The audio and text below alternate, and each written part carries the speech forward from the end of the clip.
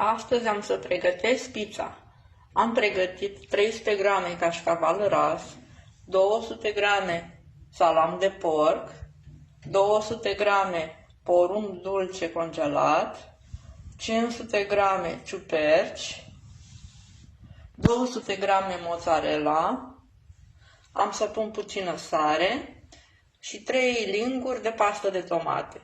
Pentru aluat am pregătit făină integrală 500 grame, un pliculeț de drojdie uscată la 7 grame și 300 de ml apă călduță. Am pregătit aluatul care deja a crescut.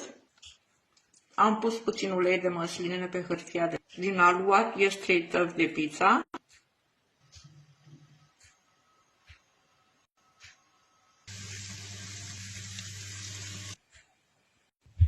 Să aveți